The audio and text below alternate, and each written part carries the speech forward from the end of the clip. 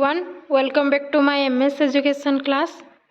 तो ये वीडियोटी class 9th row IT पिला मानन को पई तो फर्स्ट ए वर्ष नुआ रे पिला माने एनरोलमेंट हेइथिबे क्लास 9th रे तो नुआ पिला नुआ बही तेणु निश्चित भाव में मनर आग्रह थिबो तो बुक आपण प्रथमे मु आपनको बुक देखिया पई चाहिबी। तो बुक देखि परथबे एटा होजे आपणकर class 9th row IT ITS नहीं कि जो माने वोकेशनल सब्जेक्ट रे अछंती थर्ड लैंग्वेज रो तो एटा होजे तांकर बुक देखि परथबे डोमेस्टिक डाटा एंट्री ऑपरेटर एटा तार फ्रंट पेज नवम श्रेणी देखि परथबे नवम श्रेणी लिखा आइछि। तो आज हमर इंट्रोडक्शन क्लास रहिबो आ किछिटा चैप्टर रो मध्ये हमें पढिबा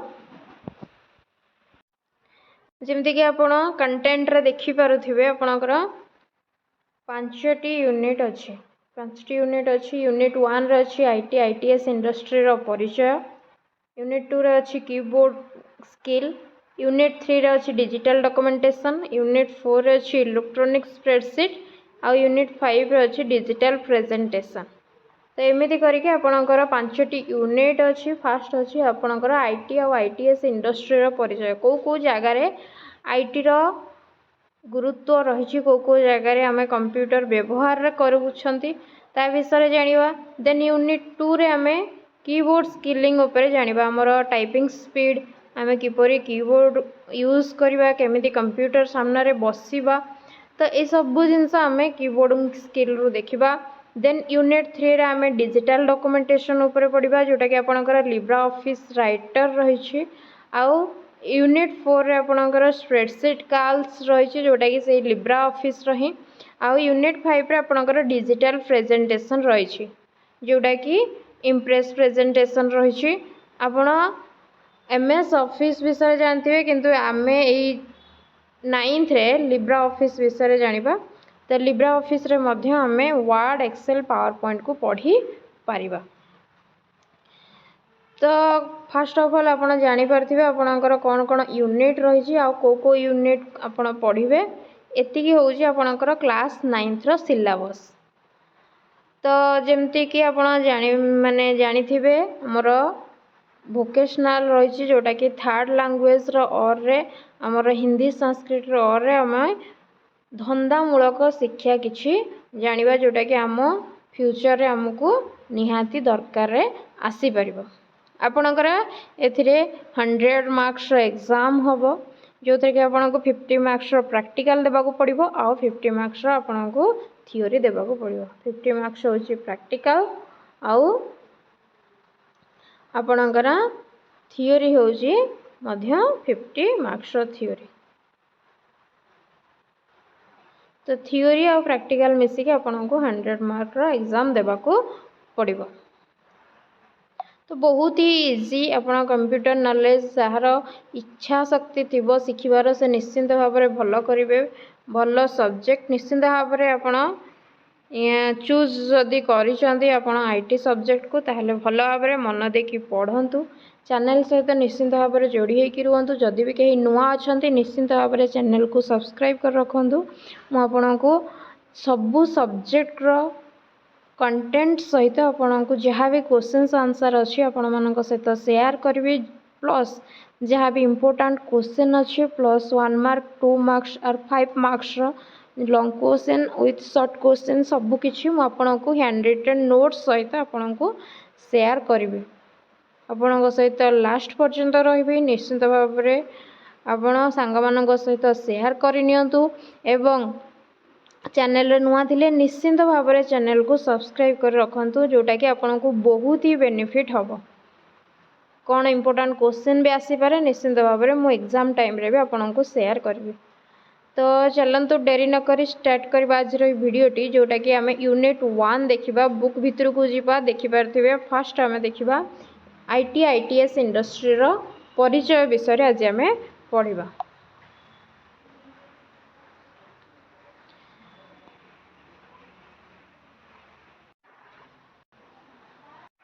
तो स्क्रीन देखिए ऑलरेडी आप जानी सारे यहाँ हूँ आपंकर unit 1 introduction to IT ITS industry आपणकर एबे FA1 परीक्षा हम तापर आपणकर FA2 हम तापर आपणकर हाफ ईयरली एग्जाम हम जो कि यही चैप्टर आपन को बेसिक क्वेश्चंस माने पड़ो आपण एग्जाम रे तेणु भी सीरीयस होकि पढ़ापढ़ी करूँ आउ नोट्स करनी मुझे सहित शेयर करी। तो चलतु डेरी नक आम तार इंट्रोडक्शन देखा ITS इंडस्ट्री इंट्रोडक्शन देखा फास्ट देखिपे ओडिया रे लिखाई किसी भी असुविधा नहीं। तो परिचय देइछि प्रथमे तो पढ़ा आम गोटे गोटे करके पढ़ा आक भल भाव बुझा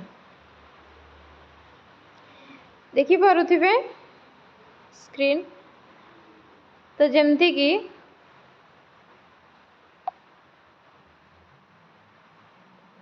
सूचना और जोगाजोग प्रजुक्ति विद्या ICT हेउछि आधुनिक समाज रो मौलिक आवश्यक। आमर जो आधुनिक समाज रही आमर जो सोसाइटी रही से सोसाइटी रो मौलिक आवश्यकता हेउछि आमर ICT निहाती जरूरी जोटा कि सूचना प्रजुक्ति विद्या बिना कंप्यूटर रे कौनसी कार्य हो पारु नाही। तेणु आजिकल डिजिटल जुगरे आमे आमर दैनंदिन जीवनर कार्य करने मोबाइल व्यवहार करथाउ। आमे आमर निश्चिंत भाव आमर समस्त कार्य आमे मोबाइल द्वारा व्यवहार करी पारुछे। माने मोबाइल जदि आम ठारू किछि समय पय भी दूरे जाउची आमको माने बहुत अनकंफर्टेबल लगुच कौन गोटे जिनस हजिगला टाइप रो लगुच। तो माने मोबाइल एते आमर निडेड हेई गलानी। डिजिटल सेवा को व्यवहार करू आमे आजिकल डिजिटल सेवा को बेसी व्यवहार करुछे। एही डिजिटल उपकरण व्यवहार न करी कौनसी घटना विषय चिंता करने कष्टकर। सूचना प्रजुक्ति विद्या हेउछि विश्वर द्रुततम अभिवृद्धिशील अर्थनैतिक कार्यकलाप मध्यरु अन्यतम जहा इच्छाकृत ढांचारे विभिन्न स्तर रे सूचना प्रवाह को सहज करथाय। आमे कोन करथांती आम इच्छा अनुसार आमे सूचना को माने गोटे जगार आ गोटे जगह को प्रेरण करि पारि थांती। तापर कौन कहूँ ना सूचना प्रजुक्ति विद्या सेवा जोटा कि ITS आमे कहले IT रो फुल फॉर्म होची कोन ना इंफॉर्मेशन टेक्नोलॉजी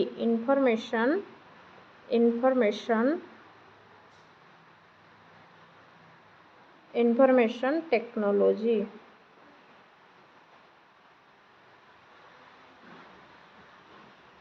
बट ITES लागू जेठी आउ दीटा जिनस लगे ES रो फुल फॉर्म कौन ना ES अर्थ होची एनाबल्ड सर्विस।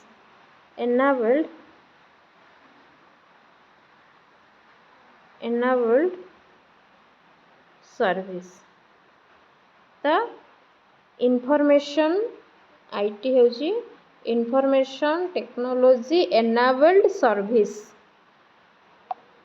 ताहले ये कौन कर सूचना प्रजुक्ति विद्या सेवा आमको जोगाऊँगी क्षेत्र केवल आम देश को विश्व दृष्टिकोण रे परिवर्तन करना बरं भारतीय अर्थनीति रे मध्य महत्वपूर्ण अवदान रखी। यही अधिवेशन सूचना प्रजुक्ति विद्या IT और IT सक्षम सेवा जोटा कि ITS सहित जड़ित मौलिक धारणा और धारणा को उपस्थापन करी थाए। तो IT और ITS रो इम्पोर्टेंस आजिका सोसाइटी रे आजिका डेट रे बहुत ही इम्पोर्टेंट रही। तार महत्व बहुत रही आमर भारतर अर्थनीति रे आमर भारतीय मानक पई IT और IT रो सेवा नियंती जरूरी। तो चैप्टर भीतर को जीवा देखि परथबे लिखाई सूचना प्रजुक्ति विद्या। तो सूचना प्रजुक्ति विद्या IT रो अर्थ हेउची सूचना सृष्टि परिचालना संरक्षण और आदान प्रदान। ये बहुत इंपोर्टेंट आपको अंडरलाइन करके लिखु खातार रखु। क्वेश्चन टा 1 मार्किया क्वेश्चन आसीथिला प्रीवियस ईयर कि IT रो अर्थ कौन। तो IT रो अर्थ हेउची सूचना सृष्टि परिचालना संरक्षण और आदान प्रदान। सूचना को सृष्टि करिवो, सूचना को परिचालना करिवो, सूचना को संरक्षण करिवो और तार आदान प्रदान मध्य करिवो। तो एटा होउची IT रो अर्थ सूचना सृष्टि परिचालना संरक्षण एवं आदान प्रदान। आई होप कि आपको निश्चिंत भाव में बुझ पड़ुथिबो। जदि किसी भी डाउट्स आसुची आपण निश्चिंत भाव में कमेंट सेक्शन रे कमेंट करेंगे। सूचना सहित कारोबार पाई व्यवहृत होता समस्त प्रकार टेक्नोलोजी रे आईटी अंतर्भुक्त। आम जेकोसी कार्य करुचे जो प्रकार टेक्नोलोजी आम अप्लाई करुचे सबुठी आईटी रो आवश्यकता रही। जेपरिक कंप्यूटर हार्डवेयर एवं सूचना सृष्टि संरक्षण और स्थानांतर पाई व्यवहृत software technology. Computer data input भाव में ग्रहण करे। कंप्यूटर कौन करता है डाटा को इनपुट भाव में ग्रहण करता है। आमर इनपुट डिवाइस गुड़ाक जमती कि अच्छी आमर कीबोर्ड माउस एगुड़ाक हूँ इनपुट डिवाइस।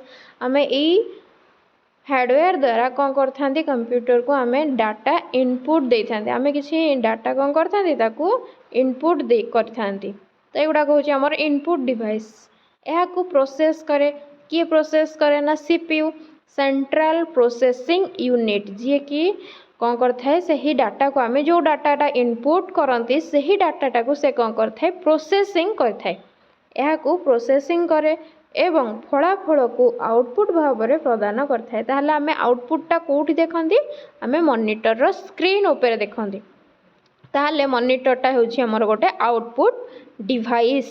एमती कि क्वेश्चंस आसीपारे आपणकर इनपुट डिवाइस को गुड़ाक आउटपुट डिवाइस को गुड़ाक तेणु निश्चित भाव में आप जानीपे। तो डाटा प्रोसेस रो फलाफल आम कौन करते आमर मॉनिटर स्क्रीन उपर देखिपार था। डाटा तथ्य किंबा कंचामाल को बुझाए जहाँ सूचना पाई प्रोसेस हुए। तो इनपुटा हूँ आमर कौन ना कंचा माल। गोटे श्रेणी रे पुओ झील संख्या श्रेणी गृहर एक तथ्य अटे। यहाँ हूँ गोटे डाटा केते बॉयज अच्छा केते गर्ल्स अच्छा आपण क्लास रे केते बॉयज अच्छा केते गर्ल्स अच्छा ताहले एटा गोटे कौन एटा गोटे डाटा।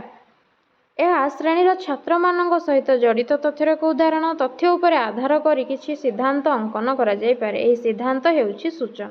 आम जदि ताकू नेकी किसी गोटे सिद्धांत रे उपनीत हेले आम किसी गोटे कनक्लूजन रे पहुँचले ताहले सेटा हो जीवो गोटे सूचना। तथ्य एवं सूचना आधार रे निष्पत्ति निया जाए। सब बेले तथ्य कौन डाटा अच्छी आम कौन कनक्लूजन पाइले ए दीटा को जिनस को लेकिन आम कौन करथांती ना निष्पत्ति नहीं थांती। आई होप कि आपन को निश्चिंत भाव में किसी आईटी रो अर्थ कौन आउ आमर इनपुट कौन आउटपुट कौन ये सब जिनस प्रोसेसिंग क्या द्वारा होता है ये सब जिनस आपन को निश्चिंत भाव में बुझा पड़ी थी। आपन को जदि वीडियो भल लगुव ताहले निश्चिंत भाव में गोटे गोटे लाइक करूँ सांग मान सहित शेयर करूँ आउ निश्चिंत भाव चैनल को सब्सक्राइब करके रखु आपन को बहुत ही बेनिफिट हम। देन तापर आम देखा से कौन कहूँ आईटी हूँ व्यवसायर एक अभिन्न अंश। व्यवसाय रे मध्य आम आईटी को व्यवहार करी थांती। कंप्यूटर एवं सूचना प्रणाली आज प्रत्येक व्यवसायर एक अत्यावश्यक अंश। आमर जो बिजनेस क्षेत्र में आईटी रो व्यवहार होउछि। अकाउंटिंग काम होउछि आईनगत व्यवसाय भली प्रत्येक व्यवसाय पाई टेक्नोलोजी रो विनियोग करने आवश्यक। आपण जो क्षेत्र को जातु ना कहीं सेठी निश्चिंत भाव में आपण कंप्यूटर देखिपारे टेक्नोलोजी रो आवश्यकता अच्छी ही अच्छी। एक व्यवसाय पाई आईटी रो अनेक लाभ अच्छी जेपरिक यह अधिक संभाव्य ग्राहकों पाखरे पहुँची पारे। संभाव्य ग्राहकों सहित एक व्यावसायिक संपर्क विकास रे कार्य को सरल करवा खर्च ह्रास करवा दक्षता वृद्धि करवा लाभ वृद्धि करवा वर्ज्यवस्तु को कम करवा ग्राहक को उन्नत सेवा जोगाइबा प्रमुख अंशीदार मान सहित संपर्क को उन्नत करिवारे सहाय्य करे। ताले बिजनेस क्षेत्र में आईटी रो कौन काम आसूचे यहाँ आप लिखिपारे जदि 2 मार्किया आसी। ग्राहक मान व्यवसाय संबंध में उत्तम मार्गदर्शन देवाकू मध्य अनुमति दे थाए। ये तो थिला आईटी विषय। देन आम देखा आईटीईएस जमती कि कहली इनफॉरमेशन टेक्नोलॉजी एनेबल्ड सर्विस। कौन सेवा सूचना प्रजुक्ति विद्यार कौन सेवा आमको मिलूँ ता विषय देखा। आम तो आम आईटी विषय जानले तापर आम आईटीईएस विषय पढ़ा। सूचना प्रजुक्ति विद्या सेवा तो देखिपे सूचना प्रजुक्ति विद्या सेवा आईटीएस। सूचना प्रजुक्ति विद्या जहाँ सेवार गुण रे उन्नति करी व्यवसाय को सक्षम करे ताहा हेउछि सूचना प्रजुक्ति विद्या सेवा। जी कौन करता है सेवार गुण रे उन्नति आनी थाए ताहाको आमे ITS माने एडवांस जिनस किछि आमे एतरे जानिबा। ITS को वेब सक्षम सेवा किंबा सुदूर सेवा मध्य कुहा जाए। मन रखिबे ITS को कोन कुहा जाए ना ITS को वेब सक्षम सेवा किंबा सुदूर सेवा कुहा जाए। ITS को वेब सक्षम सेवा किंबा सुदूर सेवा मध्य कुहा जाए, जहाँकि एक संस्थार दक्षता वृद्धि पाई सूचना प्रजुक्ति को व्यवहार करुवा समग्र कार्य को अंतर्भुक्त करिथाए। एही सेवा गुड़िक विभिन्न प्रकार कार्यालय रे कैरियर विकल्प प्रदान करिथाए, जेउथिरे call centre, payroll, logistic management, आपणकर कॉल सेंटर हो, पेराल हो, लॉजिस्टिक मैनेजमेंट, राजस्व आदाय प्रक्रियाकरण, medical billing, coding, medical transcription, legal database, back office operation, विषय वस्तु विकास, GIS जेमती कि जियोग्राफिकल इंफॉर्मेशन सिस्टम, GIS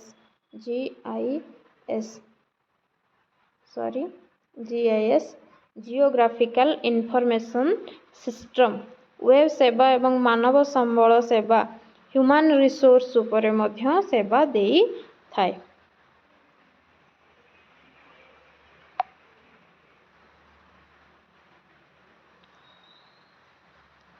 तापर से कौन कौन ना ITS को विभिन्न प्रोसेस गुड़िकर आउटसोर्सिंग भाव में व्याख्या करा जाए, जोठारे कि सूचना प्रजुक्ति विद्या सक्षम हो पारिबो एवं अर्थ, HR, प्रशासन, स्वास्थ्य सेवा, टेलीकॉम जोगाजोग, उत्पादन इत्यादि विभिन्न क्षेत्र यार अंतर्भुक्त। ई सक्षम सेवा गुड़िक खर्च को ह्रास करथाए एवं सेवार मानक को मध्य उन्नत करथाए। आमे देखंतु सबु जिनस हे गलानी माने कौन आमर ऑनलाइन सबु जिनस काम हो पारुची।